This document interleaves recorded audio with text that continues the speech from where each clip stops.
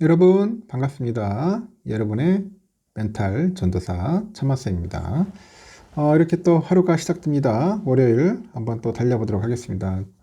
이른 새벽은 춥고 싸늘하고 음산해요. 음산해. 그런 분위기를 타파해야겠죠. 즐겁고 화창하고 긍정적이고 불기둥 같은 마음으로 한번 달려보도록 합시다.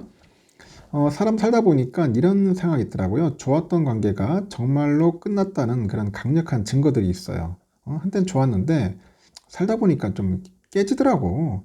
천만쌤도 그런 경우가 좀 많았습니다.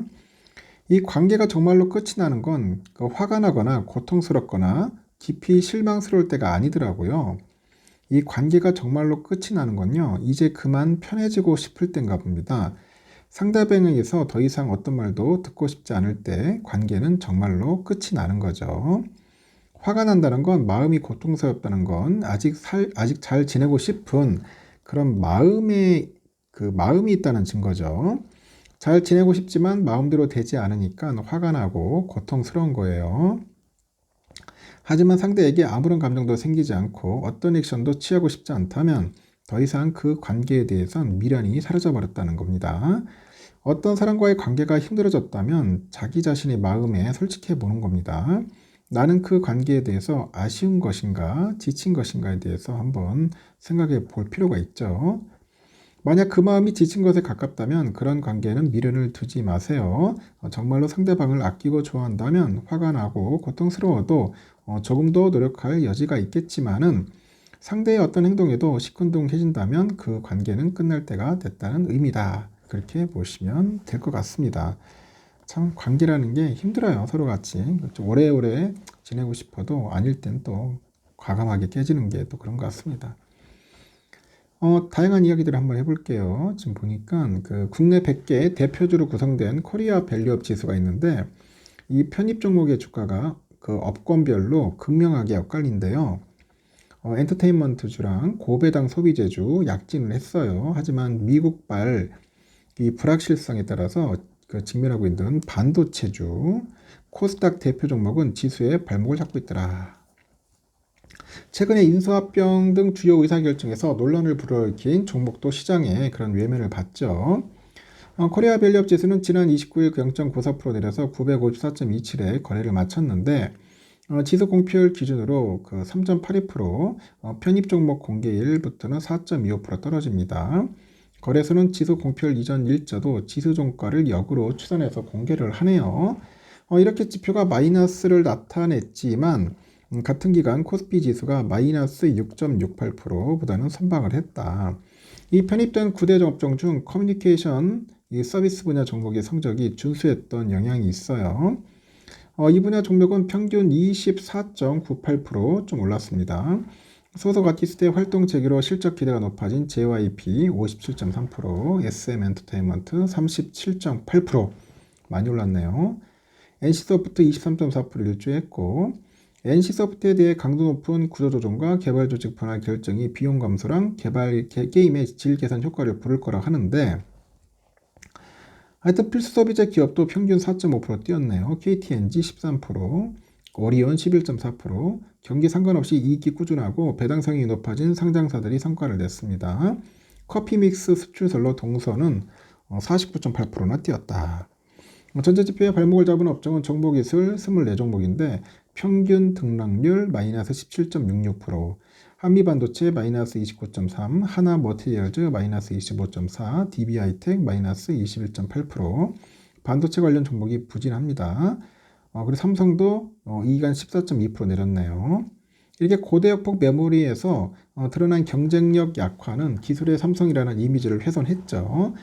트럼프가 그 대선 승리로 금리나 전망이 불투명해지면서 헬스케어 12종목도 마이너스 7.2%나 빠졌다. 이렇게 시장별로 그 코스닥 종목의 주가가 저조했는데 100대 종목 중에 코스닥 시장이 33개, 유가증권 시장 종목이 67개예요. 편입 종목 공개일 이후로 코스닥 33개 종목이 25개가 이제 내린 거죠. 46개를 기록한 유가증권 시장보다 비중이 컸고 평균 주가 하락률도 마이너스 8.44%, 유가증권 시장이 2배 수준입니다. 인쇄로 기판을 만드는 심텍도 마이너스 41%네요. 반도체 부품 세정업체 코미코 마이너스 36.7%. 야, 많이 빠졌습니다. 이 코스닥은 그 거래량 자체가 말라가지고 낙폭이 클 수밖에 없습니다. 소액주주 반발을 산 종목들은 낙제점 받았네요. 지난달 8일 기습 유상증자로 논란이 불거진 이스페타시스 마이너스 43.5%. 전체 편입 종목 중 주가 하락폭이 가장 컸네요. 2차전지 업체 중 M&A를 위해서 증자를 택한 이스페타시스가 공시 나흘 전까지도 뭐 정해진 바 없다 설명하다가 휴일을 앞둔 저녁 시간에 올빼미 공시를 해요.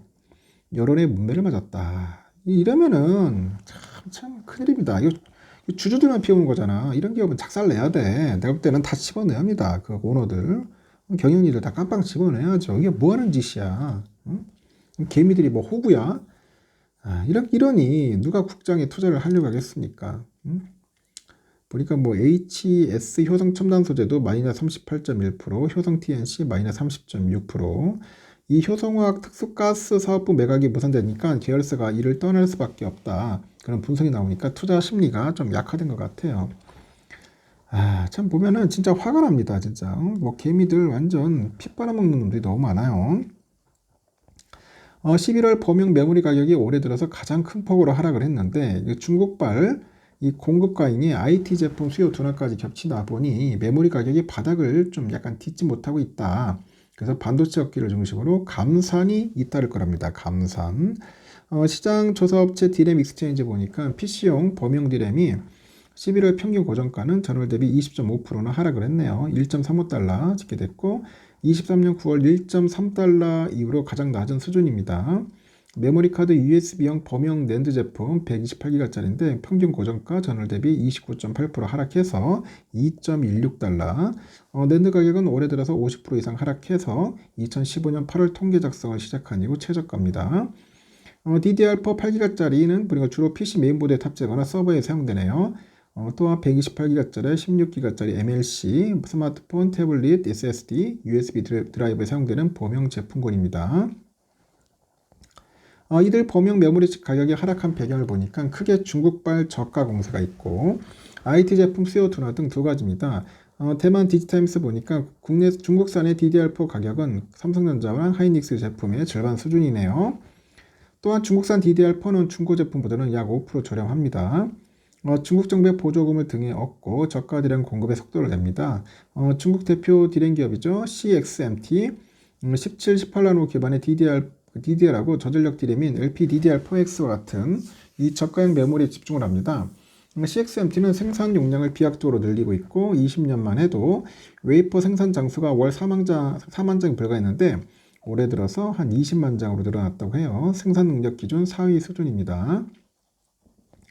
낸드는 재고 압박을 받고 있는데 트렌드포스가 낸드 현물 거래가 하락 추세는 지속될 것으로 보인다고 하고 있고 현물 거래 가격이 급락을 하다 보니 거래자들이 더 큰 손실을 볼 가능성을 염려하고 있다고 해요. 주요 칩 기업들은 감산을 고심하고 있고 고심하는데 대만 그 커머셜 타임스 보니까 낸드 3위 기업이죠. 키옥시아 내년 1월부터 감산에 나설 거래요. 그리고 하이닉스, 마이크론, 키옥시아 등등 해서 2022년 하반기부터 올해 초까지 선별적 감산에 돌입했는데 삼성도 2023년 4월부터 뒤늦게 낸드 감축에 들어갔고 재고량 조절을 통해서 가격 안정을 노린 대목이죠. 한국 반도체 업체들은 신규 설비 투자 대신에 라인 전환을 고심하는 것 같아요. 앞서 삼성은 컨퍼런스 콜을 통해서 낸드의 경우 새 설비를 구축하는 대신에 현재 불필요한 라인을 수요에 맞춰서 전환하겠다. 그런 뜻을 내비쳤고 범용칩 생산 규모를 단계별로 줄여나가겠다는 뜻이죠. 이러한 움직임은 올해 4분기 실적에 일부 반영될 수 있다고 합니다. 올 3분기 낸드 시장 매출은 전분기 대비 2% 감소하는 데 그쳤지만 4분기 전체 낸드 시장 매출은 전분기 대비 약 10% 정도 감소할 전망이라고 보는 것 같습니다. 그 점 참고하시면 될 것 같습니다. 여기까지 하겠습니다, 여러분. 다음 시간에 또 새로운 소식 전달드리도록 하겠습니다. 좋은 하루 보내십시오.